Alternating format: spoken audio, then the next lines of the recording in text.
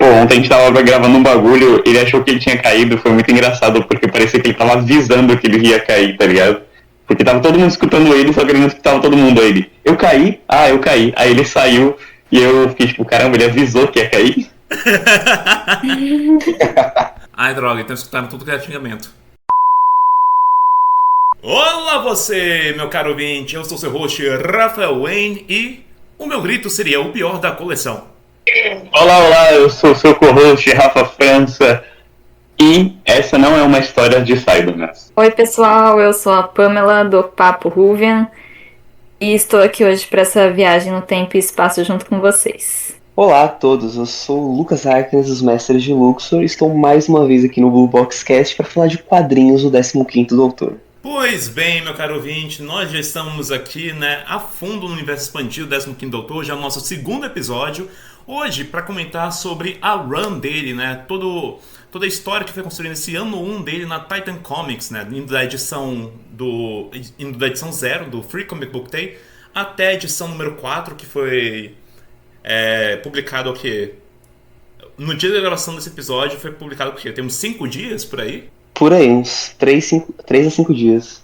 Aonde nós acompanhamos o Doutor e a Ruby Sunday através do tempo e espaço, enfrentando um vilão que não é nada mais nada menos do que um sommelier de gritos, de medos. Ficou interessado? Então embarca nessa tarde, que a aventura está prestes a começar. A Jornada Cósmica começa agora.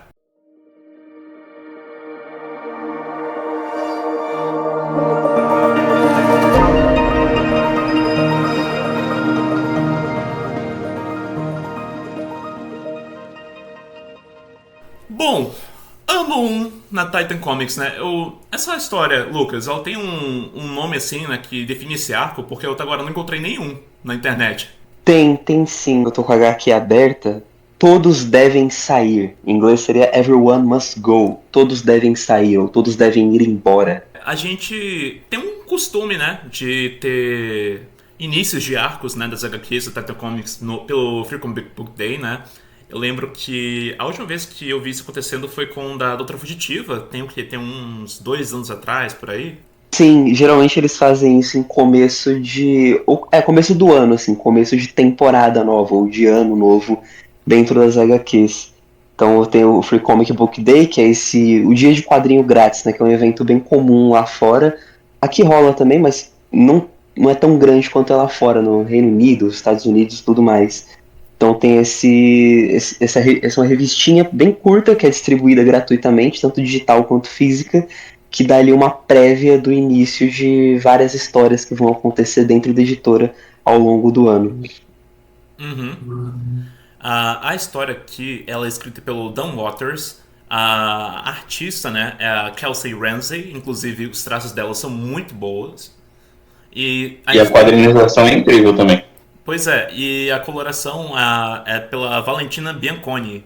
Eu lembro que quando essa run tava começando a sair, a gente via uma divulgação muito pesada em cima do Cyberman, né? Inclusive tem aquela capa icônica onde tá o Doutor e a Ruby fugindo e ao fundo a gente vê várias gerações de Cyberman diferentes. E eu fiquei muito hypado, né? Porque eu sou o fanboy número 1 do Cyberman.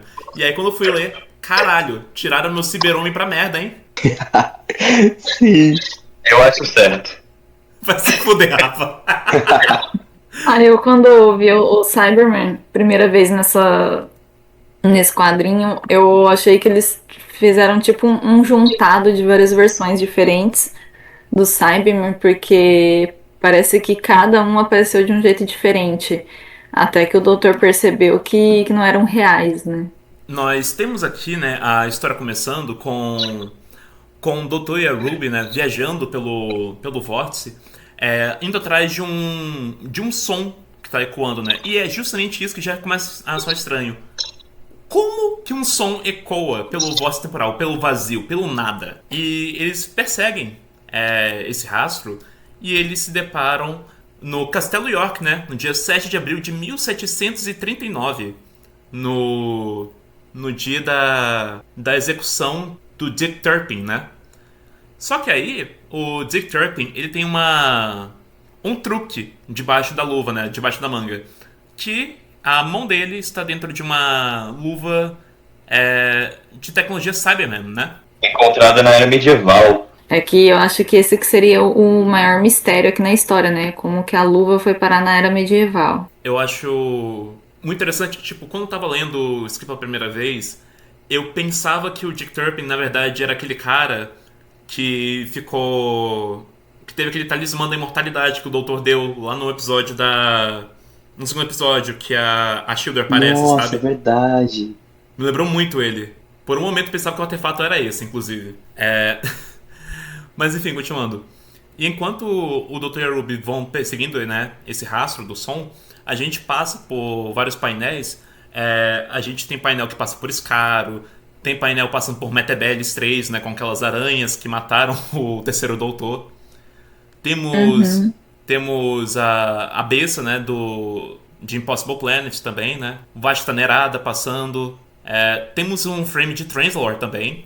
Até que finalmente chegamos, né? Enquanto o Dick Turpin tá se libertando das amarras dos guardas, atacando com essa luva Cyberman. E logo depois que eles aterrissam, né? O doutor ele ajuda um guarda para obter informações do que tá acontecendo. Pega um cavalo, um chapéu e vai atrás do Dick Turpin. E aí a gente tem, né, essa perseguição a cavalo. O doutor ele se aproxima do Dick e a gente tem algumas falas, né? O Dick falando, né, que você é ele, né? Bem que ele falou que ele tava doido pelo seu grito. E o doutor ele consegue desarmar a luva com a chave de fenda sônica. E depois o Dick ele cai do cavalo, né? Com esse bate. E o doutor ele consegue, né, prender a luva e tudo mais. A gente vê mais guardas indo atrás dele, com a Ruby capturada. E o doutor ele pega o papel psíquico, manda o Miguel, de que tá a serviço da princesa, né? A princesa, no caso, a Ruby. E seguem em viagem. Enquanto isso, o Dick Turpin ele é repreendido, tá prestes a ser executado. Pelo visto, ele vai ser enforcado. E no momento que isso vai acontecer, que ele tá prestes a encarar o seu medo da morte, o nosso sommelier de medos o captura com o seu grito, né? Coloca dentro de uma garrafa, inclusive. Eu acho isso muito interessante. Sim. Cara, falando sobre essa introdução, né, da história no Free Comic Book Day, são pouquíssimas páginas, são tipo umas 10 páginas, eu acho, até, ou menos. E a primeira coisa que me chamou a atenção, assim, quando eu li, porque eu não tava esperando muita coisa, porque os últimos anos na Titan Comics, né, de onde vem essa HQ, essa editora, os últimos anos, infelizmente, não foram muito bons em questão de roteiro e arte. Então eu já tava indo assim, mais uma HQ, vamos lá, né, vamos ir. Mas eu tava curioso porque trocou a equipe criativa toda. Então toda a equipe criativa de HQs de Doctor Who que tava rolando aí nos últimos anos saiu, e agora entraram novas equipes criativas, né, e parece que vão sair mais HQs, não só do 15º Doutor. E a primeira coisa que me chamou a atenção foi a arte, assim, de primeira, na primeira página, já deu pra ver que seria muito bom, que seria diferente, que o estilo de arte é muito único, cheio de detalhes, cheio de explosões, e as cores também, e é muito bonito isso, e aí eu já percebi, esse HQ vai ser legal. E eu achei essa introduçãozinha bem direta e bem completa, bem fechadinha. Não ficou nada muito solto, nem nada mal explicado. Explicou o que tinha para explicar, usou essa figura histórica aí do Dick Turpin, né? Explicou-lhe mais ou menos quem ele é, deu esse contexto, ele com a luva Cyberman, e já colocou todas as pontas que iam ligar na história, né? Então a tecnologia Cyberman, já deu esse panorama da vida do Doutor, porque a coisa do Free Comic Book Day é também apresentar as HQs da série para um público que conhece muito pouco ou não conhece, ou que há muito tempo não vê. Então a pessoa pega ali a HQ e dá uma folheada, né? Pegou a HQ de graça, dá essa folheada e vê cenas de episódios e eventos que aconteceram na série, tanto na clássica quanto na New Who, já chama mais atenção. Então é muito legal fazer essas referências e tudo mais, e com uma arte tão bonita. E eu acho que, assim, coloca muito bem todas as pontas que vão seguir ao longo da história e fecha uma história bem, bem bonitinha e bem legal, assim. Eu gostei bastante. Apesar de ser bem resumida, né, a forma que eles apresentaram aqui, eu achei bem interessante também, porque a gente consegue entender bem contextualização que eles fazem, né? E logo de início a gente também já consegue ver que a movimentação de um quadrinho para o outro, em questão da sonorização que eles apresentam aqui, né? A gente consegue acompanhar bem os movimentos de ação que estão acontecendo na história. E isso também faz com que ela se torne mais interessante para a gente poder querer mais dela, querer conhecer mais ela. Eu nunca fui um leitor muito ávido das HQs do Dr. Who, eu li algumas, mas eu acho que as últimas runs, né, que eu acompanhei foram... Eu acompanhei um pouquinho da run do 12º, li consideravelmente da 13ª, mas eu li bastante também da Doutora Fugitiva, e é muito perceptível a mudança de equipe da HQ da Doutora Fugitiva para essa aqui do 15º, né? Nem me refiro a questão de história mesmo, mas em relação às artes, como que é disposto e tudo mais, sabe? A forma como é mais dinâmico, sabe? Eu consigo facilmente imaginar isso aqui sendo um episódio da série de TV. Quando eu fui lendo, eu também fui imaginando como se estivesse na tela acontecendo o episódio. A direção de arte é muito boa, né? Que nem você falou, a sequência dos quadros, os elementos ali, toda essa coisa da movimentação que a Pamela comentou também.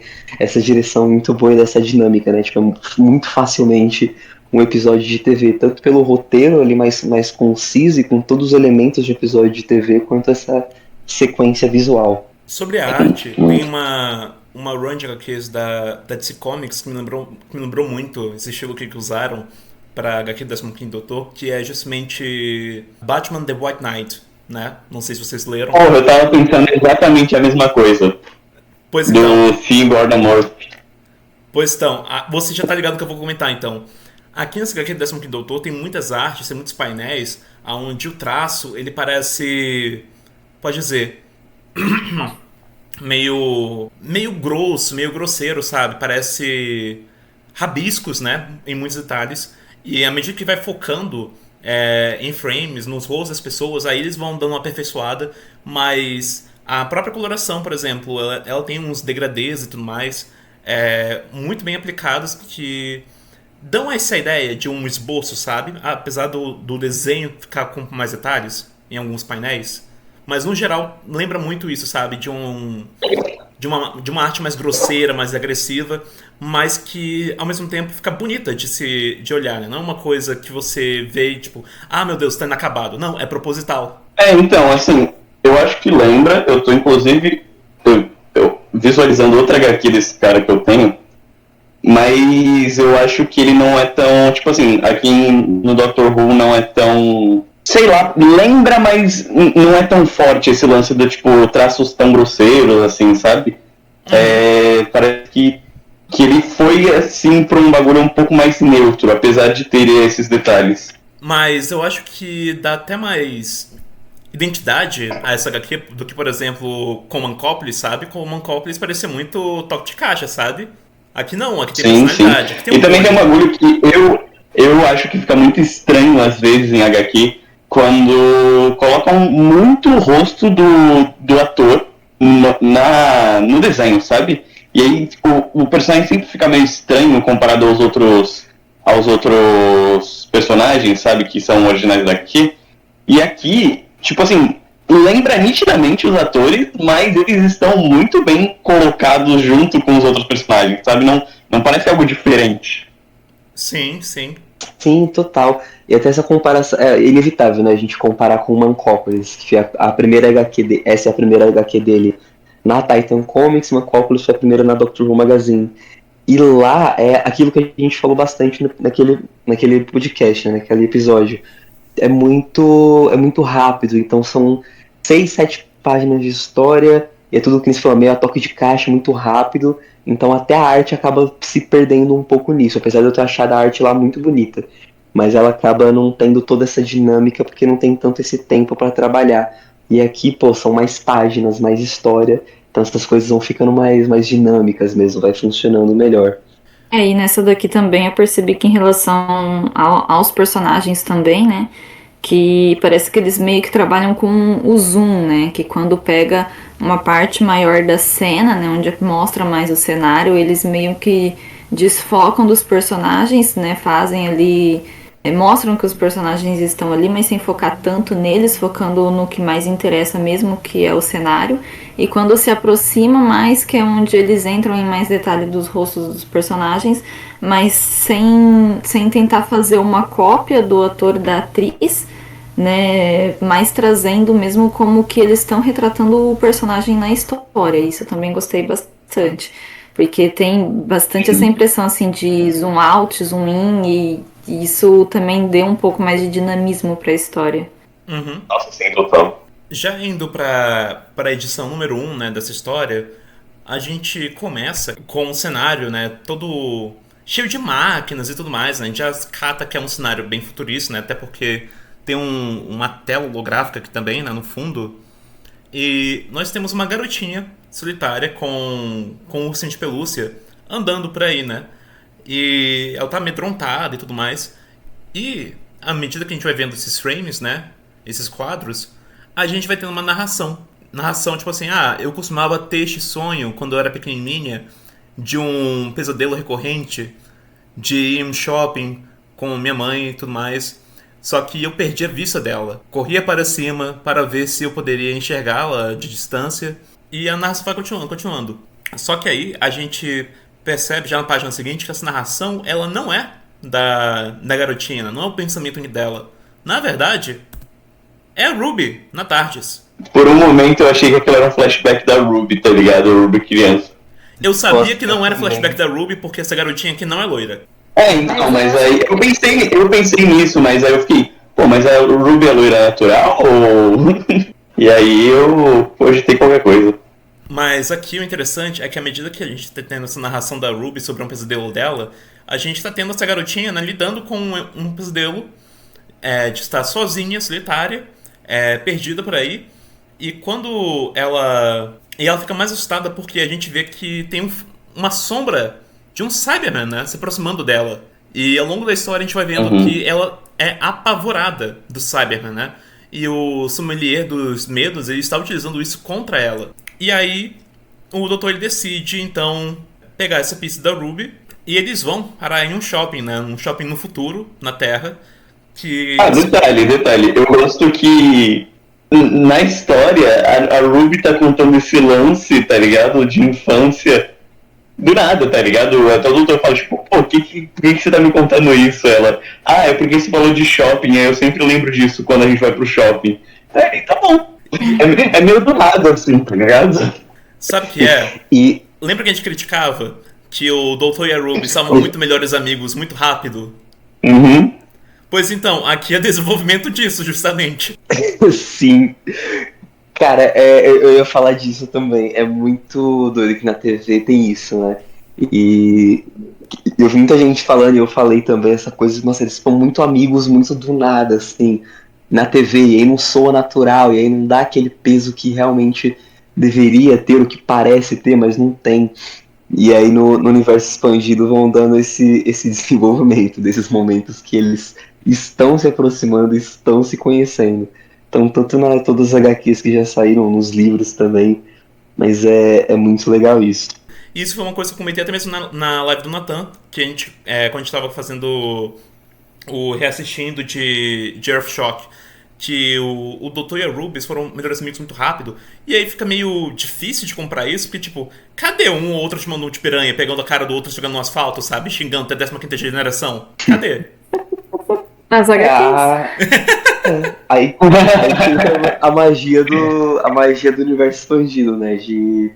Então o que a TV não fez, não mostrou, a gente vai mostrar aqui para dar mais sentido lá. E uma última coisa que eu queria comentar desse início, né, dessas primeiras páginas, é que é uma coisa que eu gosto muito, eu sempre fico de olho, principalmente quando eu tô lendo HQ, porque eu não enxergo muito bem, eu sou deficiente visual. Então eu leio geralmente no celular porque eu consigo dar muito zoom nas coisas e ver os detalhes. E o legal de ler pelo celular, de não ler o negócio físico, que você consegue dar esse zoom e pegar umas referências dos easter eggs. E aí sempre tem. E aí na primeira página que aparece o Doutor e a Ruby, assim que eles saem da tarde ali no shopping, tem a plaquinha da Magpie Electricals, daquele episódio lá das TVs do 10º Doutor com a Rose e tal. Caraca. É só tipo um easter eggzinho que eu acho legal, assim. Da hora. Esses easter eggs eu Caramba, Lucas, foi a primeira vez que eu vi alguém defender o digital e não o físico. Cara, eu amo os dois, assim, mas, tipo, pra coisas visuais, eu prefiro o digital por conta de ser deficiente visual. Então eu consigo dar zoom Sim. e ver os detalhes, então pra mim funciona melhor. Mas eu gosto muito de ler o físico também. Eu entendo. Quando eu vi a primeira vez, né, eu fiquei assim, nossa, mas isso aqui não me parece estranho, isso aqui me é familiar de algum lugar. E agora que o Lucas comentou que eu tô dando zoom aqui e é real mesmo. Eu achei. É bem pertinho da Targes, inclusive, né? Aham. Sim. É tipo em um portão próximo, quase em frente ao Ruby, no lado esquerdo da Targes. É isso, o Doutor e a Ruby eles vão pra esse shopping. O Doutor descreve, né, que é o último shopping da humanidade. Qual que é o ano? Deixa eu... Não, o último shopping da Terra. Calma aí, né? Tem Verdade. shopping no espaço. É do século XXIX. Isso, no século XXIX, 2800 e alguma bolinha aí. E aí, eles veem placas pra tudo quanto que é canto, de que todo mundo deve ir embora, né? Todo mundo deve evacuar. E aí a Ruby, ela fica confusa. Ué, não deveria ser todas as lojas devem ir embora? Só que o doutor fala, não, tá certo, não é erro de grafia não. É todo mundo mesmo. E o doutor ele vai explicando que o planeta ficou inóspito, né? A camada de ozônio foi pro caralho, não sei o que. Não dá mais pra sustentar a vida humana do lado de fora. E esse shopping ele virou um dos últimos refúgios da humanidade dentro do planeta Terra, né? A maioria caiu fora, foi para outros cantos, mas temos pessoas que decidiram ficar, né? E aqui é onde elas ficam, né? Esse local é um dos locais que elas ficam, né? Esse shopping que a gente vai descobrindo que na verdade é um shopping autossustentável. Tem aquela parada que nada é descartado, né? E tem um momento que eu acho muito engraçado, tá o doutor comendo um sanduíche. E aí a Ruby ela percebe, peraí, mas isso aqui não são restos de unhas, não sei o que, de células mortas? Eu falo, sim, e é delicioso. Não, mas é ao contrário. Amigo. O doutor que fala que são restos de células, ela gospe fora e ele pega o sanduíche e come, mas continua gostoso. Sim. Pô. Gente, é isso. A gente come salsicha num pão estranho com purê e Coca-Cola. A gente vai reclamar de um hambúrguerzinho de unha. Sim. Eu acho muito interessante, né, que logo na primeira aventura do 15º Doutor, ele vai parar logo em um shopping, sabe? Tipo, logo com um doutor fashionista desses. Eu acho muito engraçado. E eles fazem piada com isso também, né? Tem um momento que ele e a Ruby tiram um momento pra ficarem provando roupas e tudo mais. Tem umas referencinhas aí, né? Tem o cachecol que parece ser do quarto.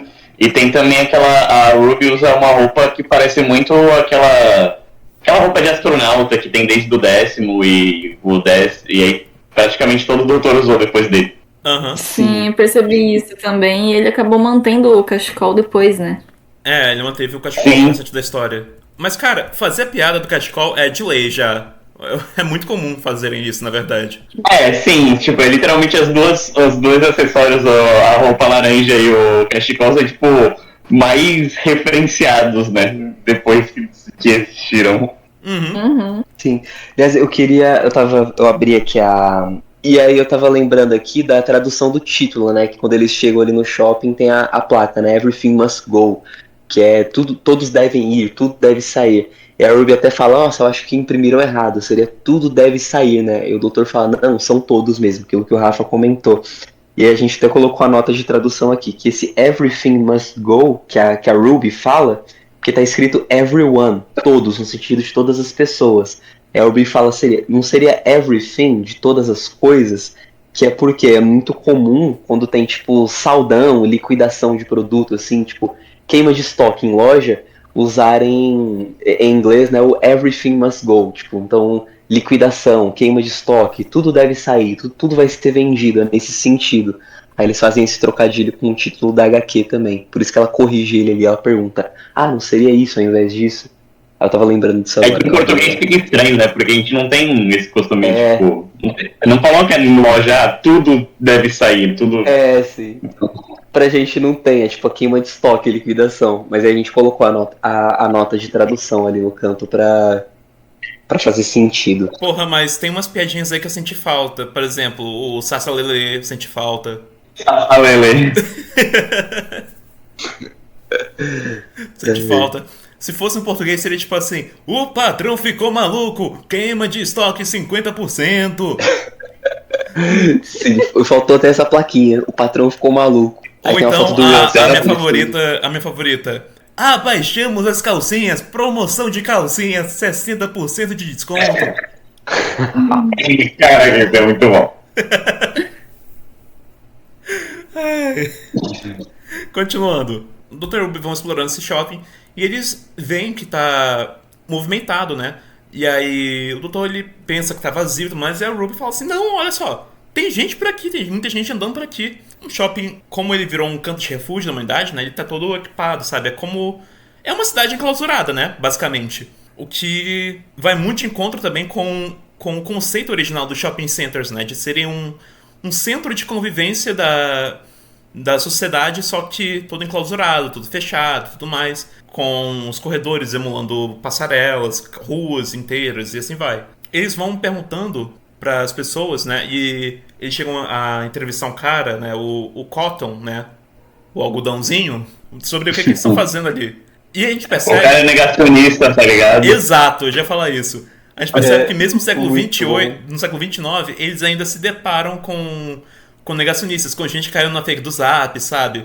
É que depois mostra que, na real, ele tinha medo de altura, né? Mas, tipo assim, pô, o cara manda uma de negacionista, assim, tipo, pô, esse papo de espaço aí, meu, vocês ficam acreditando em espaço, caralho. Não, vamos ficar aqui, tá tudo certo. E não só isso, né? Dá pra perceber uma leve crítica também em relação ao consumismo das pessoas, né? Aham. Sim. E. Sim, cara, eu achei sensacional quando eu li a primeira vez, assim, que eu fiquei mais impactado com essa ideia de, pô, o mundo tá acabando, tipo, as tempestades solares devastando o planeta, aí a galera entra nas naves espacial ali e vai embora pelo espaço até o negócio resolver ou pra ir embora de vez mesmo. E aí fica pensando, né, e se tivesse gente, se acontecesse mesmo, né, se tivesse gente que não quer ir embora, que quer ficar, e a galera ficar num shopping faz muito sentido pra esse, sei lá, esse capitalismo tardio. Então a galera é tudo autossustentável, tudo automatizado, até a comida é reciclada, tudo esquisito. E faz muito sentido isso, assim, tipo, eu conseguiria ver isso acontecendo, eu não acho impossível, tipo, de um futuro distópico rolar uma coisa nesse sentido. E ainda assim tem a galera, tipo, tem a galera que não vai por medo, que nem o Cotton aqui, né? Que é o negacionista que não vai por medo, e tem a galera que não vai porque é negacionista mesmo, que não quer nem saber, porque não tá nem aí. É muito doido isso. Ó, Lucas.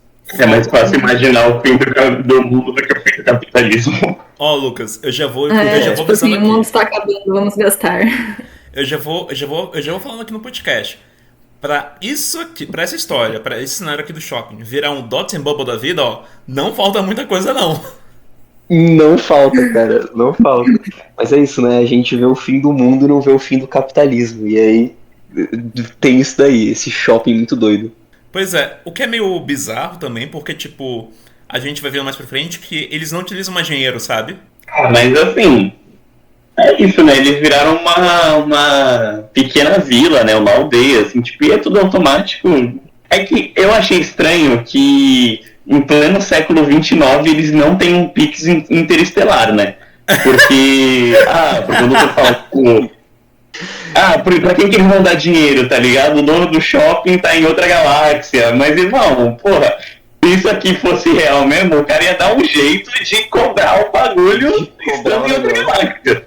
É que é tão moderno que já não tem nem os créditos mais para as pessoas gostarem, só vai lá e pega. Exatamente. É, então. Depois a gente vê que ele é o vilão, né? Mas assim, tem um cara que ele fala, ele é sommelier, sou um sommelier. Aí ele fala, tipo, pô, mas se você não ganha pra isso, por que você trabalha de sommelier? Ele gosta de ser sommelier, pô. Inclusive, ele aparece logo depois dessa conversa que a gente tem com o Cotton, né? Que ele chama a atenção do doutor e da Ruby. E eles vão, tem essa conversa, né, com o sommelier. O sommelier, ele tá cuidando de um bar. E aí tem essa conversa, no fim do mundo, o que você tá fazendo aqui? Eu sou só um sommelier, só gosto de fazer isso aqui, essa parada. É isso. E aí eles conversam, então vocês são um colecionador e tudo mais. É isso, esse é o meu negócio. E vão embora. A gente tem, né, o desfile, né, do Ruby e do Doutor, né, trocando de roupas, né. E é uma roupa mais chamativa que a outra, digamos assim, né. É interessante porque cada quadro, né, eles provando um figurino diferente. Tem um figurino aqui no Doutor que tá meio astronauta, meio guerreiro, sabe? Sei lá como escrever isso. Uhum. Nossa, isso é uma coisa que eu achei legal também na HQ, de explorar esses traços de personalidade e interesses da Ruby também. E do Doutor, né? E essa coisa de explorar a amizade deles. Então, esse Doutor é um que a gente vê que ele se interessa mais pelo estilo e pelo visual, que ele tem mais esse interesse. Então ele sempre tá mudando de roupa, de acordo com a ocasião, ou com o gosto dele, o que for. E a Ruby tem um pouco também essa pegada com a moda e com a roupa e tudo mais. E aqui ela, tipo, a gente já tá no shopping mesmo, o que você acha da gente ver como é que é a moda no fim do mundo? O que as pessoas estão vestindo no fim do mundo? E aí eles vão lá e vão juntos ali na loja de roupa, ficar experimentando, trocando e tudo mais. E é muito legal isso, aquela coisa que a gente tava falando, né? Na HQ eles vão explorando como que essa amizade se desenvolve. E se é uma cena pequena, uma cena simples, mas que faz uma diferença de explorar, tipo, a relação dos dois personagens. E aí... Sim. Os dois se divertindo junto, né? Sim. E aí esse desfile deles, né, essa prova de roupas deles, é encerrada no momento que as luzes do shopping apagam, todas elas. Eles começam a investigar porque o Doutor sabe, aonde tem escuridão, tem bicho se movendo. E nós temos umas criaturinhas, né, que depois a gente sabe que os nomes delas são o quê? Cancaranca? É isso? As cucarachas. Exato. As cancarancas, né, essas baratas gigantescas do Fallout, estão andando por aí, né? Estão andando por aí e elas saem à noite. Enquanto isso acontece, a gente retorna pra garotinha que tá numa espécie de depósito, né? Nesse grande depósito do shopping, andando sozinha. E o Doutor e a Ruby estão correndo em direção a descobrir por que a luz apagou e tudo mais. E eles se deparam com essa garotinha. É a garotinha do começo. Exatamente, a garotinha lá do ursinho. A Ruby até comenta, né, que é tão vasto, tão grande, que é muito fácil de ficar perdido, né? Eles nem sabem direito mais pra onde que eles devem ir e tudo mais. E o doutor, assim que ele depara com ela, ele já fica todo empático com ela, né? Já fica amigo dela, né? Me lembra muito a interação que ele teve com aqueles bebês espaciais no começo da temporada. Sim, também me lembro Verdade. bastante disso. Verdade. Aí o sommelier dos gritos começa a falar dentro da cabeça da Ruby, né? Começa a lembrar ela do sonho e relacionar ali com toda a situação da menina. É isso. E aí é quando os Cybermen aparecem, não? Isso, e eu também acabei achando aqui que, de novo, a garotinha podia ser como se fosse a Ruby criança. Cara, eu também achei. Seria muito louco se fosse a Ruby do passado, sei lá. Sim, porque já não seria a primeira vez que a gente visse na série, né, alguma coisa assim do tipo acontecer. Então eu achei que fosse ali algum paradoxo do tipo, né, da Ruby adulta tá encontrando a Ruby criança. Sim, eu até cheguei a cogitar, eu pensei nisso também, tipo, será que é ela do passado, eles estão encontrando ela? Mas aí como tinha toda essa coisa do medo e dos gritos, eu até pensei assim por um momento, tipo, será que eles estão dentro do sonho da Ruby e aí esse sonho tá se manifestando de alguma forma pra ela ter medo? Será que esse vilão aí que tá fazendo isso? Depois a gente descobre que não. Mas eu cheguei a pensar que podia ser algo assim também. Então ser a Ruby, só que, sei lá, no sonho dela. Quando o Simon aparece, eu acho muito interessante o design que eles escolheram, né? Ou melhor dizendo, os vários designs que eles escolheram pro Simon em si, né? Porque não tem um Simon igual ao outro aqui. No sentido de, tipo, não são gerações diferentes, né? Como a gente viu ilustrado na capa dessa edição. Mas são Cybermen com partes diferentes, né? Meio que zumbis. Pô, esses Cybermen são muito loucos, tá?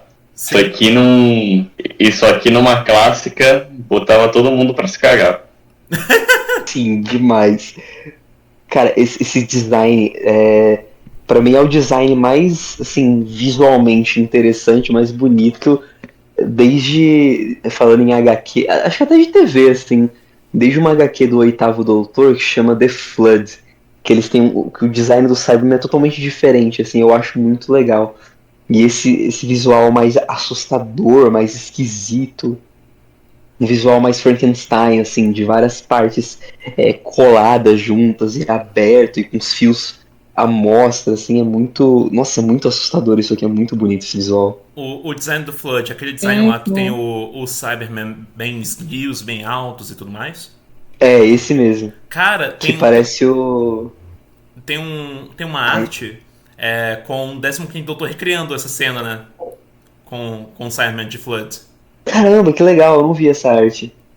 Agora eu quero ver. Que é muito bonito. Não é, não Eu é, sei. não é oficial dessa run de quadrinhos essa arte, mas recriaram. A Ruby alerta o doutor, né, sobre terem criaturas chegando perto deles. E aí o doutor ele já fica pensando, caralho, sabe, né? E ele comenta, né, nossa, tão diferentes. E eles fogem. Vão fugindo, vão fugindo. Chega um momento que o doutor e a Ruby eles se separam, porque eles estão sendo encurralados de tudo que é direção. E ele orienta a Ruby, né, pra seguir reto pra onde ela tá indo, que em algum momento ele encontra ela. E aí, a Ruby ela acaba ficando cercada por essas baratas, né, pelos Kankaranka, enquanto o doutor continua fugindo do Cyber, e aí a gente vai pra próxima edição, edição 2. Sim, quando saiu as primeiras capas da HQ, né, a primeira divulgação antes de sair mesmo, mostrando que era com o Cyberman, eu fiquei assim, pô, mas já vão mostrar ela encontrando o Cyberman pela primeira vez nas HQs, depois se encontrar na TV vai dar esse conflito, mas aí acabou que ela já saiu, né? E aí o doutor, na hora que eles estão correndo, ele explica pra ela rapidinho e dá a entender que ela tá carregando aquela manopla que eles pegaram do cara lá, do Dick Turpin, que ela tá carregando com ela ali no bolso e tal. E Ah, é aí parece que verdade, eles nem estão pensei nisso. correndo atrás da manopla. Também tive essa impressão no começo. Achei que tivesse com algum deles a manopla, eles estavam correndo pra. Não pra fazer o upgrade, mas pra pegar a manopla de volta. Nós temos aqui o Cotton indo, sabe, seguindo com sua vida normal. E o nosso sommelier de medos, ele está acompanhando a rotina do Cotton. E aí chega um momento que o sommelier, ele desativa um fusível e o Cotton, ele já sabe o que significa, né? Ele vai atrás de constatar isso, porque senão fudeu tudo, senão todo mundo morre. E o Cotton vai lá, correndo, vai pra. Vai pra área externa e tudo mais, ajeita o fusível, com um ataque de pânico aqui e acolá. Só que aí, o sommelier ele tava querendo um grito peculiar, né? Pra adicionar à coleção dele. E tava querendo abalar o Cotton pra poder conseguir fazer isso. Só que o Cotton ele não se deixa ser abalado com o fusível. E aí o sommelier consegue direcionar o Cotton pra passarela de cima, pra área externa. E aí que o sommelier ele faz a ponte desabar. E com isso, ele atinge justamente no medo mais instintivo do Cotton, que é um medo de altura. E tem essa sequência aqui de quadros, né, do Cotton caindo, dos parafusos caindo fora, enquanto ele tá entrando na garrafa do sommelier. Nesse momento aqui, eu achei que por um momento o shopping, na verdade, fosse tipo uma construção que o sommelier fez para manter as pessoas ali, manipular elas com os seus medos. Até porque a gente, tipo, ele tem meio que um controle, assim, do espaço, né, do que acontece ao redor. E aí ele faz o shopping. Então, é que eu não entendi direito se, tipo, ele botou isso na cabeça do cara ou se realmente o shopping tava com aquele alerta vermelho, sabe? Porque me pareceu que era só dentro da cabeça dele, justamente pra ele ter que arrumar. Mas depois ele derruba o cara, assim, então ele tem todo um controle espacial. Acontece mesmo, assim, ele desliga o shopping pra fazer no momento que o cara tá sozinho, pra fazer ele subir até lá. Enquanto isso, o sommelier ele não fica satisfeito só de capturar o Cotton, né? Pra ele, o Cotton é uma captura padrão, sabe? Sei lá, pra ele o Cotton é basicamente um vinho São Brás no ateliê dele ali, sabe? É o sangue de boi. Exatamente. Ele está querendo o grito de um senhor do tempo. E aí ele manda, né, o Cyberman atrás do doutor, da Ruby e tudo mais, porque ele quer quebrar o doutor, né? Mal ele sabia que isso aí não seria nada fácil. E aí os Cybermen estão avançando pro doutor e pra garotinha que tá no colo dele. E aí o doutor ele repara uma coisa. Ele solta a garotinha no chão e pede pra ela fechar os olhos. À medida que ela fecha os olhos, ele simplesmente fica parado em frente ao Cyber. Ele fica parado e ele fecha os olhos. E é revelado que o Cyber, na verdade, era uma projeção de medo. E eles não estavam ali de verdade. Sim, isso é muito legal. Uma coisa que eu gostei bastante no roteiro nesse começo da segunda parte é mostrar o vilão narrando o método dele, aquilo que ele faz. E mostrando assim pro público, né? Por que ele é o vilão. Então ele fala, eu não me importo com aquilo que te faz se contorcer, ou que revira seu estômago, ou que aquelas coisas que te atormentam. Eu penso maior do que isso. Qual é a coisa que te faz gritar até você perder a voz, até você enlouquecer? E aí vai mostrando passo a passo de como ele enlouquece as pessoas e faz elas gritarem, né? Então todo esse método e processo dele. Eu acho isso muito legal, quando essa parte ela é narrada do ponto de vista do vilão. Não o vilão, tipo, explicando, sei lá, como se fosse o doutor confronta ele, e aí ele começa a explicar pro doutor o que ele faz. O vilão explicando pro herói. Não, é o vilão narrando ali pro público, como que ele faz as maldades dele. Eu acho isso muito interessante. E o mais interessante disso, Lucas, é que o Sommelier também tem seus momentos de quebra de quarta parede, né? Sim, é muito Sim. E o Sommelier, ele ainda tem todo um ar, assim, tipo, ele... Ai, como é que é a palavra, assim?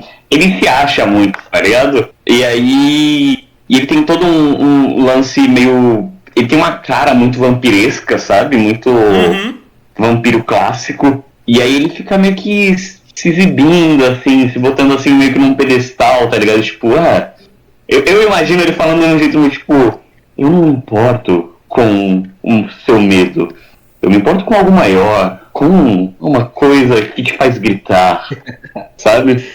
Sim. Como se fosse um deus. Sim. Se bobear, ele é um deus do panteão, né? O deus dos medos. Pelo que eu entendi, ele é um desses seres, desses grandes antigos, né? Que estão ali desde, entre aspas, antes do universo existir. Que se personificou no Sommelier, que daí seria a forma dele conseguir manipular o medo das pessoas, né? E talvez isso também fosse o que desse um pouco de poder ali em questão ao espaço físico do shopping, para ele ter conseguido manipular, como ele manipulou ali pro Cotton ter caído e ele aprisionar o Cotton, né? Nós temos... Assim que o doutor percebe que ele estava certo, né, que o Simon Ellis na verdade é uma projeção de medo, aqui eu já fico revoltado. Porque ele fala, porra, ok, Simon, mas tipo, tem tanta coisas mais assustadoras que o Simon. Tem Daleks, tem os Anjos Lamentadores, tem os Tildor. Puta que pariu, viu? Você colocou a porra de pássaro metamorfo acima do Ciber-Homem, tirou meu Ciber-Homem pra merda. Fiquei puto. Esse Cyberman me daria medo. Não, mas eu acho que, tipo assim, eu até falei pro Rafa, assim, de que, não, o Dalek e os anjos fazem sentido ele ter mais medo mesmo, só. Justamente, tipo, traumas de guerra, né, e os anjos é foda. Mas eu não acho que ele tá falando, tipo, eu tenho mais medo deles do que o Cyberman. Eu acho que ele tá falando, tipo, por que o Cyberman especificamente, tá ligado? Tem tanto vilão, por que não qualquer outra coisa, tá ligado? O lance dos Daleks, eles serem primeiramente citados, eu até entendo muito bem. Daleks não são dos meus vilões favoritos e tudo mais, eu até acho eles meio superestimados, porém, eu até entendo porque eles foram citados primeiro, porque se Daleks não existissem, a gente não teria Doctor Who hoje. Isso é um fato. E desde 63 eles estão muito entrelaçados com o Doctor Who, né? Foram eles que foram responsáveis por catapultar Doctor Who ao sucesso com a Dalekmania e tudo mais. Viraram palavra no dicionário do inglês. E dos primeiros produtos de merchandise de Doctor Who teve Dalek ali no meio também. Então, Doctor Who está muito entrelaçado com eles. A Ruby, ela se depara com os Kankaranka. Ela não vê eles de imediato, né? Mas escuta eles, né? São baratas gigantes que conseguem falar com ela. E aí a Ruby, ela percebe que, na verdade, ela está conseguindo se comunicar com eles porque a TARDIS está traduzindo, né? E ela conversa com eles e tudo mais, se mostra bastante amigável a eles. Fala assim, não, podem sair das sombras aí, vocês não vão me assustar. E aí quando se mostra como baratas gigantes, aí ela começa a se reconsiderar, né, o que tava falando. Avançando, a gente tem o doutor voltando pro saguão principal do shopping, com a garotinha procurando pelos responsáveis dela, né, pelos pais dela. Só que ele não encontra encanto algum. A gente tá com o shopping todo movimentado e tudo mais. e o doutor procurando pelos pais dela, mas ninguém fala nada. E aí o doutor depois ele percebe o que tá acontecendo. O pessoal tá reunido ali porque teve o Cotton, ele simplesmente morreu, né? E o pessoal vai começar a incriminar o doutor. Ah, não, peraí, eu tava falando tudo errado aqui. Tá dando desinformação? Exatamente, fazendo aqui um papel de trazer fake news. Ah, não, mas a gente tem ali o encontro da Ruby, né, com os Cancarancas, que é onde ela começa a achar que eles podem não ser tão amigáveis assim, né, e um pouco de medo deles. Aí a gente já volta ali pro doutor com a bebezinha no shopping, ele descobre o nome dela. E as pessoas ali assustadas porque avistaram o corpo do Cotton ali no chão. E eles começam a se perguntar o que aconteceu, que o Cotton acabou caindo e acabou morrendo. Isso, a mesma informação foi do doutor ser incriminado disso, e não foi ainda.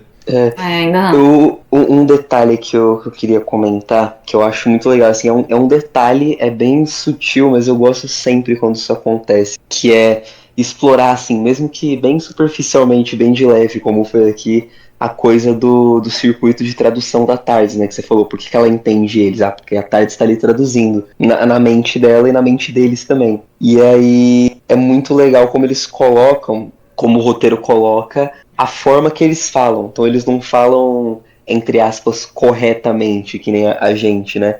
Então eles falam, Cancarancas serão esmagados, arrastados para a luz, Cancaranca foram encontrados. Então eles falam muito ali nessa terceira pessoa como espécie e os verbos meio deslocados assim, e eles chamam ela de coisa endoesqueleto e não de ser humano ou sei lá. E é muito legal, porque dentro do idioma, não é que eles estão falando errado, é que dentro do idioma deles essa estrutura não existe. Então a TARDIS está traduzindo ali da forma mais próxima dentro do idioma que a Ruby conhece, dentro da estrutura linguística que ela conhece. E aí eu gosto muito Ou seja, na real, a TARDIS é uma péssima tradutora, né? Eu já acho que seria uma ótima tradutora, porque assim como o Lucas falou, né, a TARDIS está traduzindo, mas está traduzindo da forma que os Cancarancas se comunicam entre eles na linguagem deles. E só está traduzindo para uma linguagem que a Ruby consegue entender. Não, sim. Não, mas eu digo isso porque, tipo, eu acho que parece muito que a TARDIS está fazendo uma de Google Tradutor, tá ligado? Traduzindo diretamente e não o que realmente a pessoa falou. O que significa. Dá essa impressão, mas é legal quando mexe isso. Pô, um idioma alienígena, não é tipo um idioma de ser humano, que tem toda uma coisa mais similar, mais parecida. É uma outra coisa, então essa tradução ela fica meio... parece falhada, mas é só tentando adaptar o mais próximo possível para aquilo que a Ruby conhece, para ela conseguir entender. E aí na hora da gente traduzir a HQ também, a gente tenta trazer isso, né, adaptar isso de uma forma que fique certinha, porque a variação de conjugação de verbo em português é maior do que a em inglês, e aí a gente tem que achar ali o jeito de colocar certinho para dar o mesmo sentido que o roteirista quis colocar. Assim, é um detalhe, uma coisa bem, tipo... passa até despercebido, mas que eu acho muito legal sempre que eu vejo, assim, na série. Uhum. E Rafa, tem outro detalhe também. A TARDIS do Doutor é uma TARDIS tipo 40. Desde que começou a série, ela já era defasada, já era modelo de ferro velho, peça de museu, não sei o que e tudo mais. E aí já enfrentou Guerra do Tempo, tá com o Sutek lá em cima dela, não sei o que, sabe? Levando o Doutor pra cima e pra baixo, noção de todo tempo e espaço acontecendo ao mesmo tempo, não sei o que, trará. Então, tipo, tudo isso e ainda tá fazendo essa tradução, porra, não é do mesmo trabalho da bicha, né, cara? A TARDIS é um computador velho. Exatamente.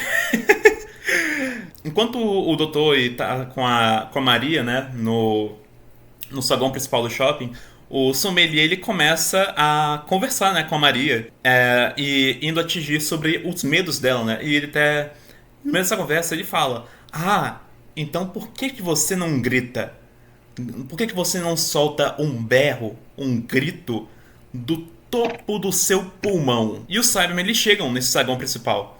E o doutor ele fala: beleza, galera, me escuta. Eles não são reais. Eles não estão aqui, vocês não precisam temer eles. até que eles começam a disparar e a gente tem gente morrendo. Que a gente, de novo, né, tem tipo uma percepção de que eles podem ser reais ou pode ser o sommelier ali manipulando o medo das pessoas. E Até que alguém morre. e tem também a questão de, tipo, há medos que, quando não enfrentados diretamente, né, eles podem te consumir tanto ao ponto de te matarem também. Uhum. E os Cybermen aqui representam justamente isso. E aí o doutor ele foge com a Maria, né? E eles vão em direção a Tardes, que seria o local seguro que o doutor fala, né? Que seria o único local seguro pra ela.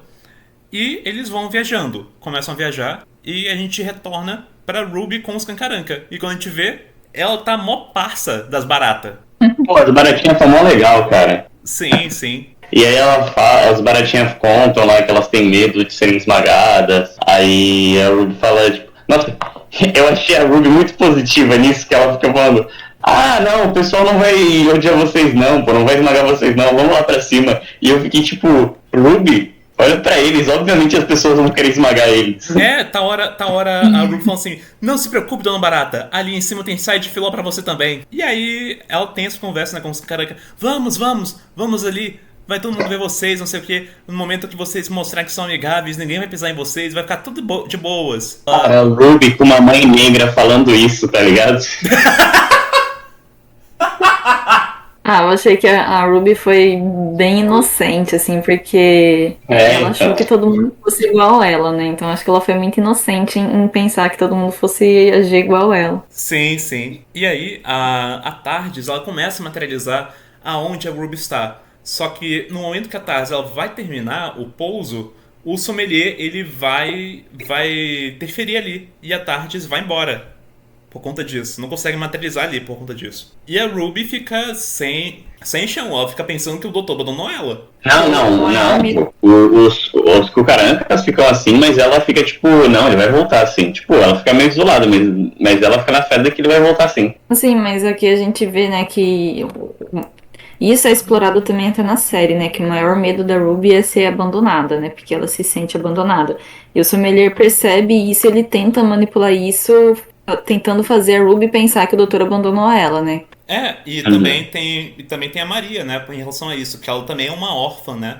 Assim como a Ruby, ela... Quer dizer, não necessariamente uma órfã, mas ela foi abandonada. Mas uma criança que não sabe direito de onde veio. O doutor, né, também percebeu que ele é um órfão e não sabe direito de onde ele veio. E tem a Maria, né, que eles não sabem de onde ela veio e ela é uma órfã. E ela, no fim das contas, comparado com os outros humanos ali no shopping, ela está abandonada perante a eles. Sim, tanto que quando, na cena que o doutor vai levar ela pra cima, ele fica tipo, pô, alguém deve conhecer essa menina, né? Gente, vocês são, tipo, as últimas 2 dezenas de pessoas na Terra, tem que ter alguém que é pai dela, né? E aí, tipo, ninguém nunca viu essa menina antes. Ninguém nem olha na cara dela, né? Enfim, a Tarsis não consegue aterrissar onde tá o Ruby. E aí o doutor ele fala, caralho, a Tarsis ela parou, ela morreu no meio do caminho, o que tá acontecendo? E aí ele abre as portas, né? E quando a gente vai ver, o doutor ele está na dimensão do sommelier, né? No reino do sommelier. E isso é uma parada que o sommelier não esperava, que o doutor fosse enfrentar ele, encarar ele de frente a frente, no seu próprio terreno, sabe? Nossa, essa cena é muito boa, que ele fica, você tá aí, não é? Eu tô vendo que você tá aqui, que você tá interferindo nas coisas, tá tentando mexer comigo.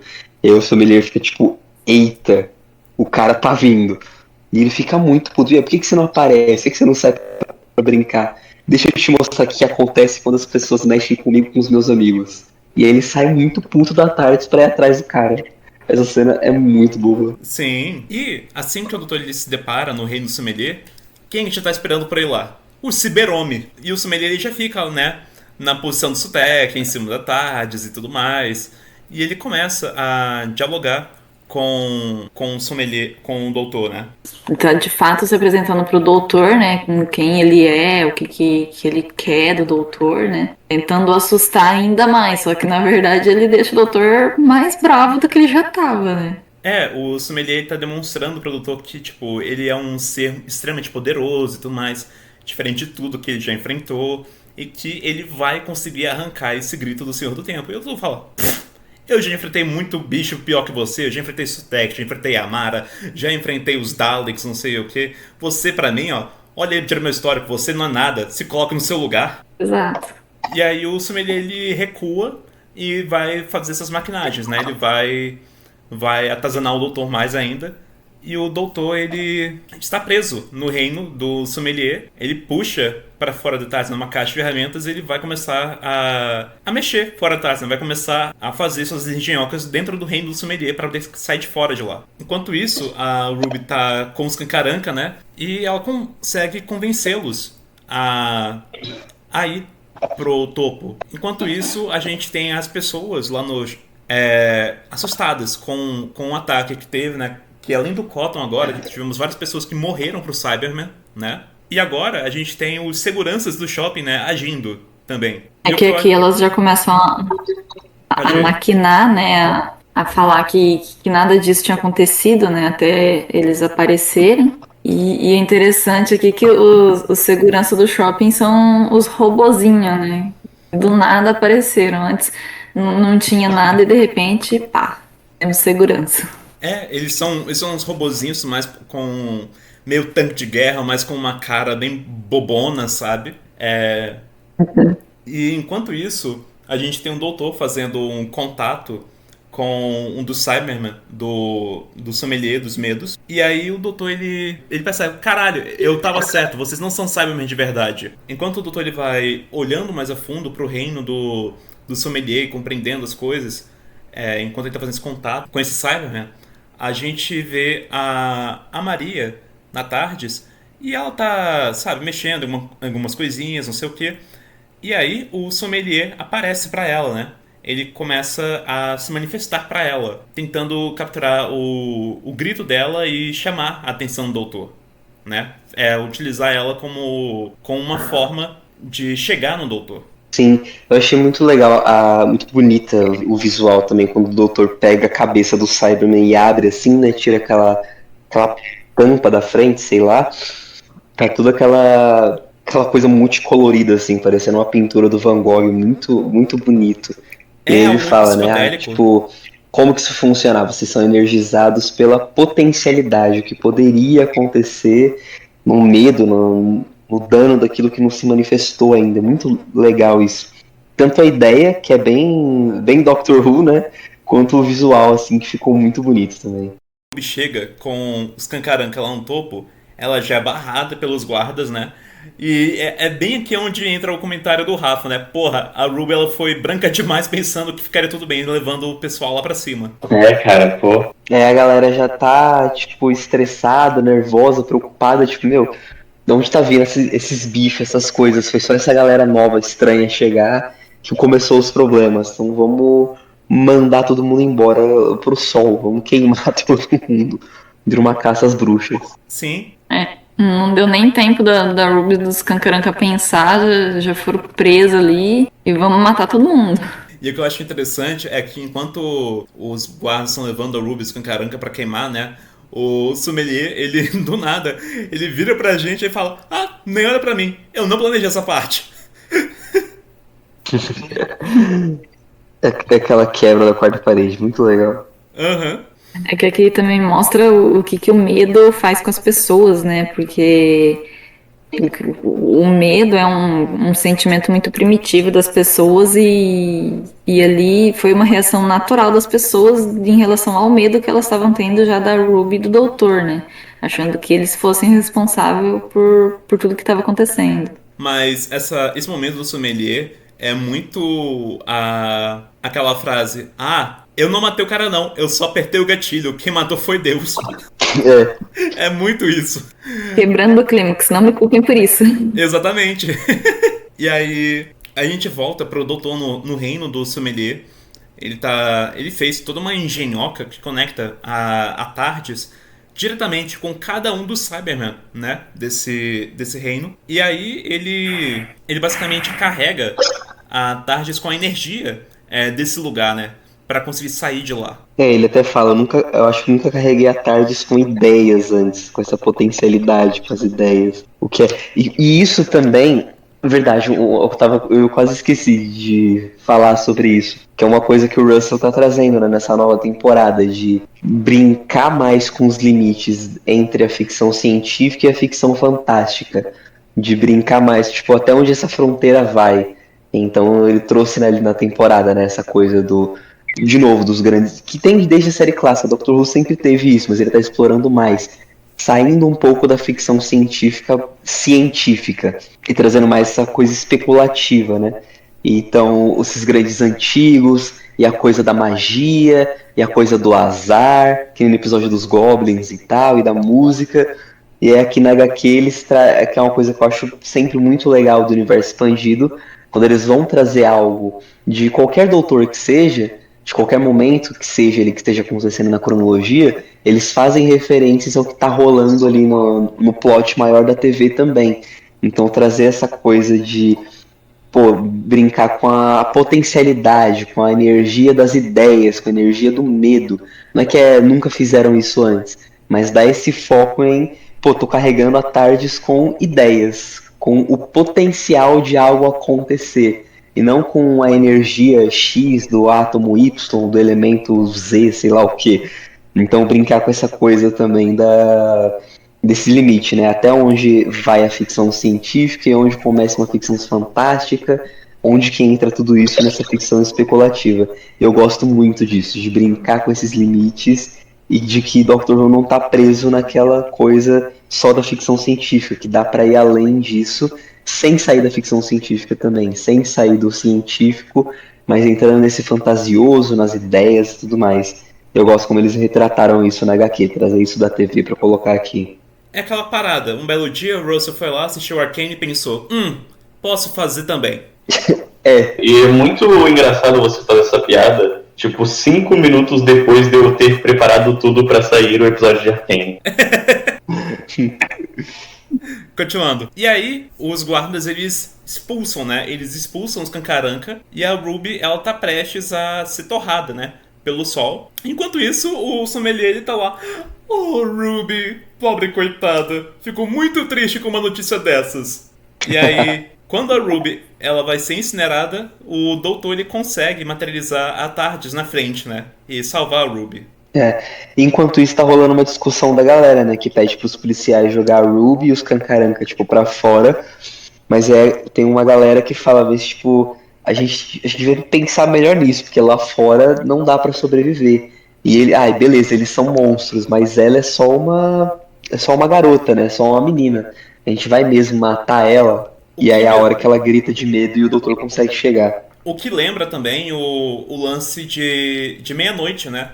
Com aquela discussão se deveriam jogar o povo pra fora ou não do ônibus. Sim. Nossa, verdade. Sim. É quase a mesma agonia que o episódio de meia-noite dá pra gente, né? Uhum. E nesse momento aqui, quando eu tava lendo esse HQ pela primeira vez, eu pensava muito que o sommelier ele ia capturar o Ruby e deixar o doutor ainda mais puto com a situação. E eu acho que ele tava na iminência, né, de capturar ela, né? Mas aí o doutor apareceu com Não, porque ela começa a gritar, mas ele chega bem na hora, né? Tipo, ela seria pega ali, mas aí... Tanto que ela fala que sentiu alguma coisa depois, né?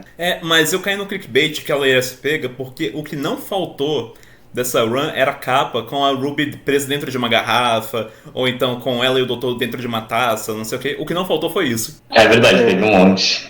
Inclusive, a capa desse episódio ou é a Ruby dentro de uma garrafa, ou é o doutor e a Ruby dentro de uma taça, com um sommelier apreciando. Enfim. Sim.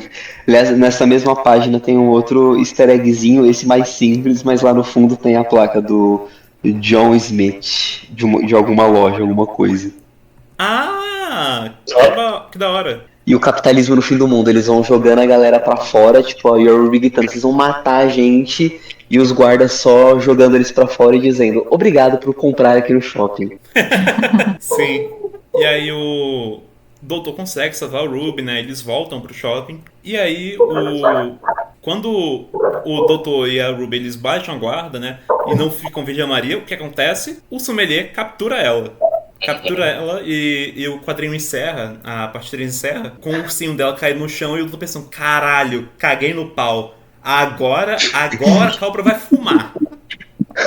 E ele fica muito puto. Muito. Nossa, e é assustadora a cena dela, da Maria, né? O doutor tá ali falando com a Ruby e ela olha pra trás e fica assustada com o sommelier chegando. E ele chega bem por trás dela, assim, tipo, muito maior, aquelas mãos esquisitas, e sequestra ela. E aí é bem pesado, eu achei bem pesado, assim, isso, mas muito bem feito. Que é esse cara estranho vindo e sequestrando a menina enquanto ninguém tá olhando. Muito. Se aproximando da vida real também, né? Como às vezes pode acontecer. Sim. E tem também aquele impacto. Porque, tipo, não foi o doutor ser capturado, nem a Ruby, mas sim uma garotinha indefesa, sabe? Uma criança só. E não é raro de crianças em Doctor Who morrerem no meio das histórias, né? Pra gerar mais impacto. Não é raro disso acontecer. Doutor e a Ruby, eles vão em direção ao ateliê, né? Do sommelier ali. Na verdade, o doutor ele vai, né? Ele vai correndo, feito um maluco, com um ursinho na mão dele, levando.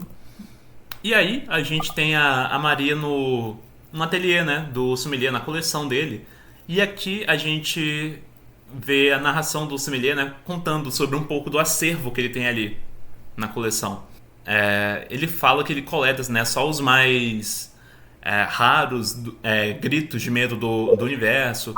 Ele tem vários. Ele tem gritos da consciência Nestene, por exemplo. Ele tem também da Arachnos, Psychorax. O que eu senti falta nesse ateliê do sommelier é que eu senti falta dele mencionando o grito de um Dalek pedido por misericórdia. Isso, Fala que só grita pra exterminar, pô. Não, mas isso aí é... Falando nisso, um grito de um Cyberman seria ainda mais loucura. Sim. Só que, sei lá, eu acho que o máximo de grito que teria de um Cyberman seria como a gente viu lá em World of Nothing Time, né? Bang, bang. Os Cybermen, né, eles aparecem de novo pra Maria, perseguindo ela. E aqui já fica mais nítido que os Cybermen estavam aparecendo por conta da Maria, né? Por conta do medo dela com os Cybermen, né? Que vai pavimentando um pouco mais da história, né, por trás dela. O doutor continua a percorrer o shopping procurando pela Maria, pelo sommelier, e ele vai atrás do sommelier e ele consegue pegar tem um momento que eu acho interessante, que é o seguinte: o doutor ele fala pra todo mundo do saguão do shopping pra começar a gritar, feito um maluco, e isso chama a atenção do sommelier e ele usa isso como distração, né? E o sommelier pensa que vai catar um monte ali, mas não, o pessoal só gritando adoidado mesmo, sem saber o porquê. E enquanto isso, o Dr. e a Ruby estão infiltrados no ateliê dele, né? No ateliê não, no galpão, sei lá, na coleção dele de gritos. Na coleção. Na coleção, procurando pela Maria. E aqui eu até comecei a pensar também, né? Que na verdade o sommelier não queria o grito do doutor, mas queria o grito da Maria. Porque como ele encontra o manipulador de Vortex dentro do dorsinho dela, eu comecei a pensar, putz, será que ela é uma senhora do tempo ainda criança e não tem noção dos poderes dela e na verdade o sommelier tá querendo assustar ela pra fazer ela gritar? Nossa. Eu não tinha Teria pensado sido nisso. interessante também. Eu não Eu tinha pensei pensado nisso, mas eu também pensei que, tipo, ele teria um interesse nela porque ela não fala, né? Então, tipo, em nenhum momento ela grita. E aí eu pensei que, tipo, ele tem interesse meio que nos dois, tanto no doutor por ser um sem tempo, e nela por ser um desafio, sabe? Ela, tipo, a criança que não... Tipo, é uma criança que seria a coisa mais fácil, só que é uma criança que ela não fala, ela tá tão apavorada que ela fica calada o tempo todo. Sim, mas várias vezes mostra ela colocando a mão na boca segurando o grito, né? Então é Sim. isso que me faz pensar também que talvez o sommelier tava querendo o grito dela, não o grito do doutor. Sim, sim. E Sim. indo também na linha que o doutor cai fora do reino dele, utilizando a potencialidade de ideias e tudo mais, o grito dessa criança também poderia significar muita coisa pro sommelier, justamente por conta da potencialidade das várias pessoas que ela poderia se tornar no futuro, né? Justamente por ser só uma criança agora. Sim. Os Cybermen, né? Eles começam a atacar, começam a derrubar garrafas e tudo mais para capturar a Maria. E aí a Maria, ela começa a gritar. E aí o Dr. e a Ruby começam a ter uma ideia. Eles puxam um bastão, um taco de golfe, e vão destruindo todo o acervo do sommelier, né? Toda a coleção dele. Uma garrafa por uma. E aí o... Nossa, cara, essa cena me deu uma leve, assim, claro, é o vilão e tudo mais, mas na hora que ele vê o doutor e a Ruby quebrando as garrafas todas e que ele, tipo, ele fica visivelmente muito incomodado e muito mal com aquilo. E aí me deu até uma dó dele, do tipo, putz, estão destruindo a coleção do cara, mano, que vacilo. Ah, mas isso aí é dó de... Não tem dó de rico, tá ligado? Ah, o cara coleciona vinho. Porra, ele tem muito dinheiro pra buscar vinho. Aí não é dele. Sim. E aí o sommelier ele vai enfrentar, né? Frente a frente o doutor, no meio da coleção. E um Cyberman, ele chega nas costas do doutor e começa a fritar o doutor. A eletrocutá-lo, né? E aí, quando ele pensa que vai conseguir capturar o doutor, né? Quando pensa que vai fazer o doutor gritar, a Ruby, ela pega uma garrafa com o grito de uma toragem, né? De um sol vivo que colapsou. Que colapsou para formar uma estrela branca, né? E esse era o grito mais raro na coleção do sommelier até então. Por que dá medo num sol? E aí a Ruby ela não chega a quebrar, mas ela ameaça, né, bastante quebrar. E ela consegue retirar o sommelier, consegue fazer ele parar, né, por conta disso. E eu acho muito interessante o frame a página do sommelier indo embora, porque ele basicamente está removendo os quadros da coleção dele ali, né, os quadros do quadrinho, né, fazendo escapar para a parede. Eu acho isso muito genial. Nossa, sim. Muito bonitinho. Cara, tem umas ideias, assim, visuais do quadrinho que eu acho muito legal, sabe? Tem um que eu acho muito engraçado, que é quando, antes, né, o doutor fala pro pessoal gritar, né? E aí é um quadro, são 3 quadros um do lado do outro, que é uma mina gritando, aí ela vira assim pro outro e fala, agora é sua vez. E aí é exatamente a mesma quadrinização, assim, o mesmo grito, só com outra personagem, tá ligado? E eu acho muito bonito. Sim. E é interessante que à medida que o sommelier ele vai tirando pra fora, né, o quadro onde representa a coleção dele aqui no HQ e vai dobrando, a gente vai tendo várias gotas amarelas, né, ou várias garrafas da coleção dele quebrando e tudo mais, então ele destrói a sua própria coleção. Algumas coisas vão se perdendo, se destruindo na hora que ele tira. E é a angústia do colecionador de ter que arrancar fora a própria coleção. Sim. Ele ter que destruir uma parte dela pra poder salvar todo o resto, né? Isso acho que é o mais agoniante de qualquer colecionador. Por isso que eu fiquei agoniado. Eu fiquei, putz, imagina, minha coleção de Doctor Who pegando fogo, eu tenho que salvar só algumas coisas. O que eu pego? O que eu faço? Coisas importantes. Sim, sim. Eu senti uma agonia muito forte quando minha chave de fendação quebrou. Tipo, quebrou no meio. Nossa. Nossa, cara. Eu tenho um K9 aqui que ele tá sem cauda e sem uma orelha. Mas eu acho que ele ainda fala. Ele fala. Caraca, ela falando no fundo. Ele fala, pô. Ai. Pois é, e aí o doutor ele conversa com a Maria, né? E aí ele puxa de dentro do ursinho, né? Um vórtice temporal. Um Manipulated Vortex. E aí a Maria, ela começa a falar sobre o passado dela, né? Que ela foi orientada a não gritar por nada. E aí a gente entende o porquê que ela estava tão apavorada do Cyberman, né? Porque uma nave do Cyberman invadiu a cidade, a espaço-cidade que ela vivia, né? E lembra muito aquelas cidades, naves espaciais que a gente via, por exemplo, em The Beast Below, sabe? Sim. Não, eu acho que são é próximo do mesmo período ali daquele episódio do Beast Below, tipo, que é quando a galera vai embora do planeta. E aí tem as mesmas naves e tal. Eu acho que faz tudo parte do mesmo momento histórico. Tanto é que eles chegam a citar a espaçonave cidade do Reino Unido. Eles citam aqui. Nossa, é muito legal isso. E aí, o trauma dela é justamente nisso, né? Os Cybermen invadiram a cidade onde ela morava, foram fazendo sua invasão Cybermen padrão, né? Ou matavam o pessoal, ou faziam upgrades com o pessoal para se tornarem como eles.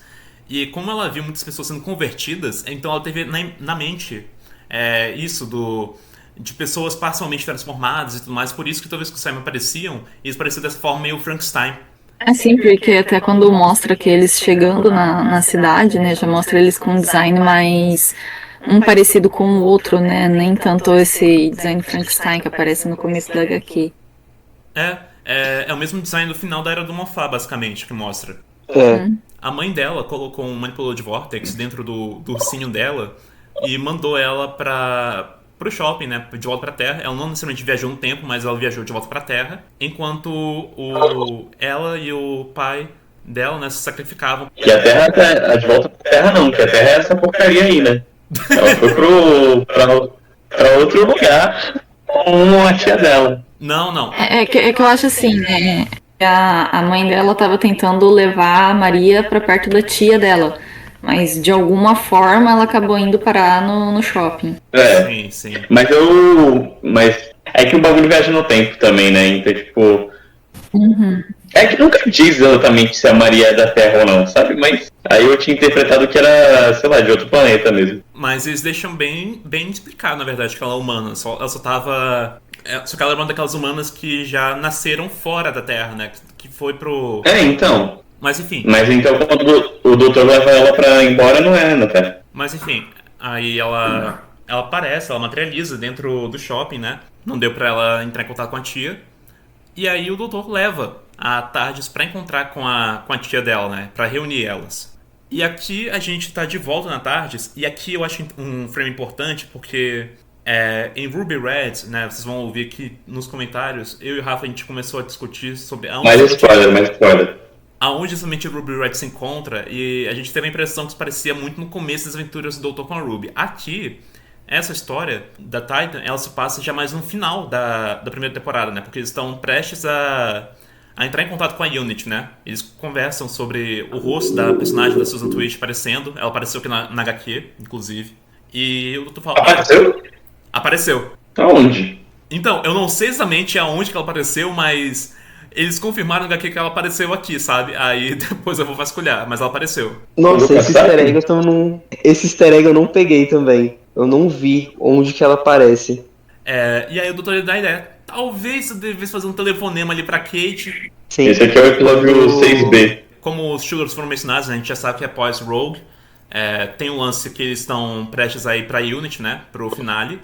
Mas antes disso... A Ruby, ela fica meio triste com a situação dos Kankaranka. Aí ela falou, Seguinte, eles foram pro sol, né?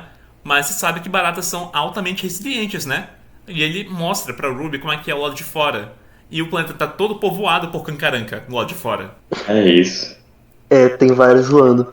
E uma coisa verdade, que a gente não comentou, e que na hora que o sommelier tá indo embora, ele fala... The one who waits is coming, Doctor. Aquele que espera está vindo, Doutor. Então ele já tá mencionando Sutek também aqui. É isso, né?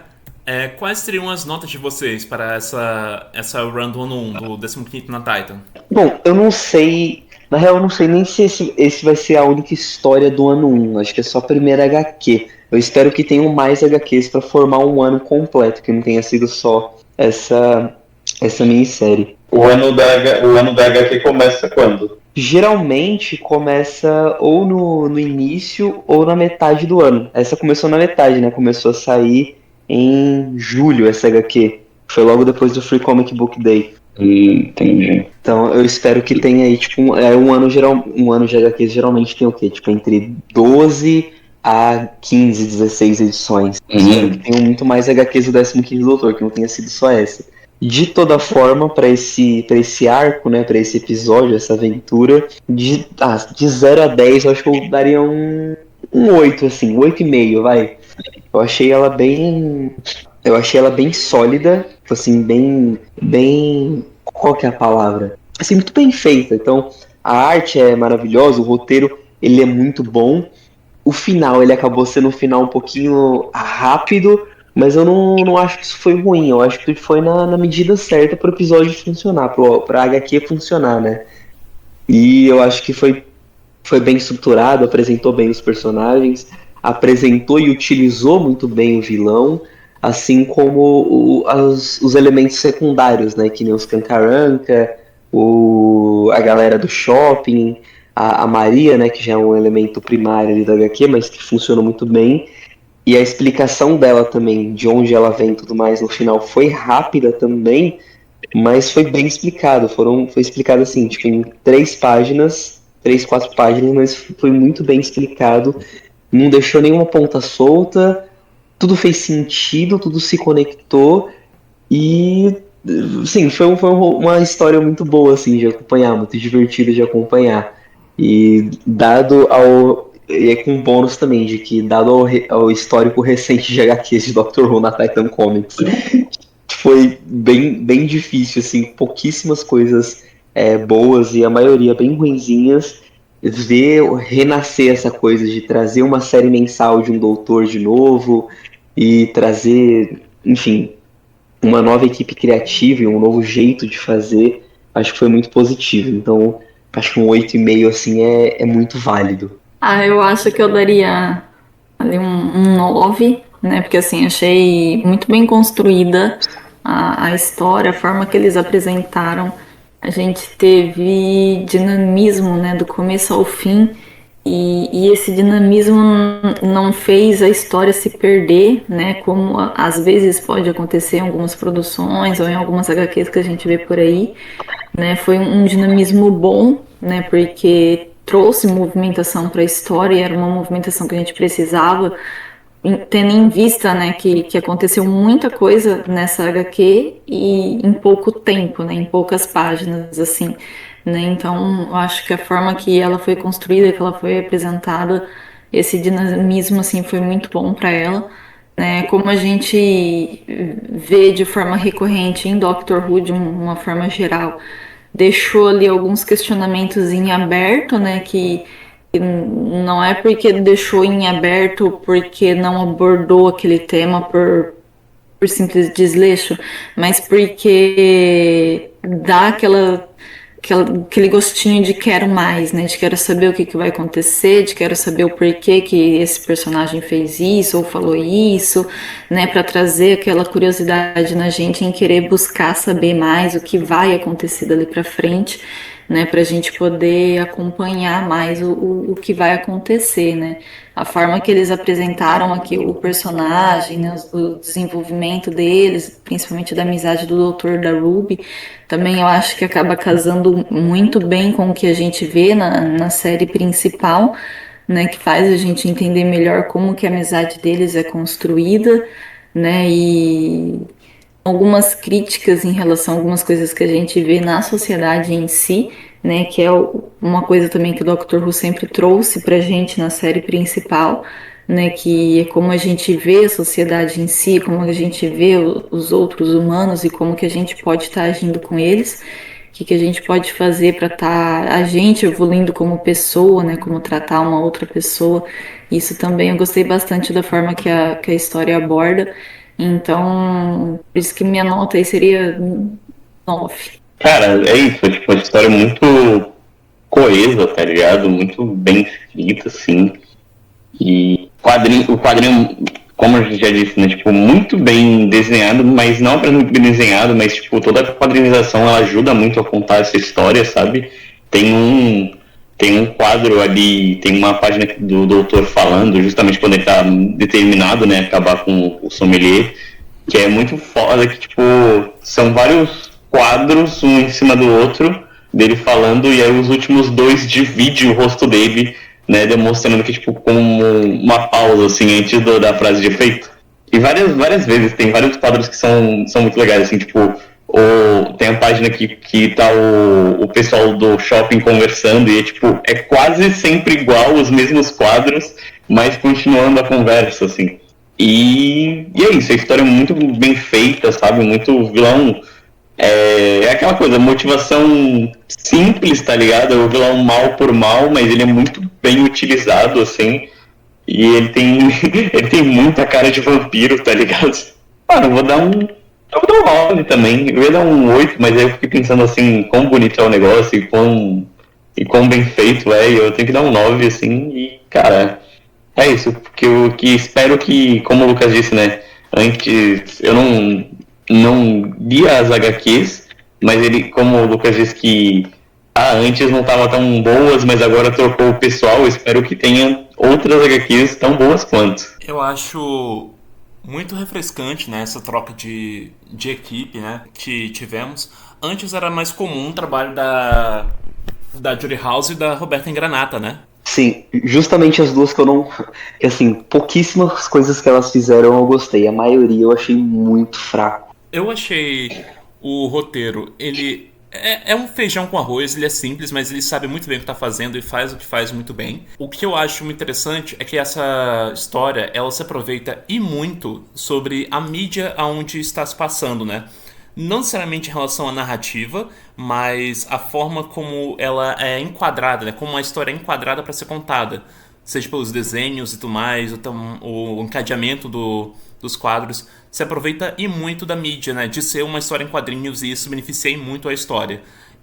Eu gosto muito também das quebras de quarta parede do Sommelier dos Medos. Eu acho uma edição muito bacana com a capacidade de poder que ele tem. Que mais? Eu gosto muito também dos traços que trouxeram para a representação dos cenários, do Doutor, da Ruby. Que mais? O ritmo da história também eu acho muito consistente. Não acho que ele enrola a história, e também não acho que ele fica acelerando demais. O final, ele é rápido. A explicação sobre o contexto passado da Maria também é rápido, mas foi no ritmo certo, sabe? Não precisava se estender mais do que isso. Então, a minha nota, no geral, vai ser um 9,5. E se eu pudesse resumir em uma frase, seria: aprende, Russell, aprende. Sim. Satisfação, amigo? Pô, a gente tá falando Estamos falando de coisa boa aqui, cara. Nossa, mas o Sommelier dos Medos é um dos vilões mais divertidos que eu já vi em HQ de Doctor Who. Eu me diverti horrores com ele. Na forma como ele é retratado, no conceito dele, na forma como ele brinca, né, com o Doutor, com a Ruby. É muito divertido. Cara, eu quero muito um retorno dele só pro Doutor e a Ruby se fuder no final e o Sommelier ser vitorioso. Eu quero muito. Eu também, mas eu queria ver ele na tela. Sim. Cara, sim, mas eu acho que ele não seria tão legal na tela como ele é aqui, justamente porque o quadrinho se aproveita muito de ser quadrinho. Mas sabe onde ele seria muito legal? Nos áudios. Nossa, sim. E o que seria mais legal ainda? Ver o Sommelier dos Medos enfrentando outros doutores. Mas enfim, esses foram os nossos comentários e avaliações, né, sobre o arco 1 do 15º Doutor na Titan Comics. Eu fui o seu host da vez, Rafael Wayne. Vocês podem encontrar no Blue Sky e no Instagram, @RafaelWayne, 2 Fs nas duas contas. Assim como vocês também podem encontrar tardes do Blue Box Cash se materializando nas redes sociais, no Blue Sky e no Instagram, @BlueBoxCash.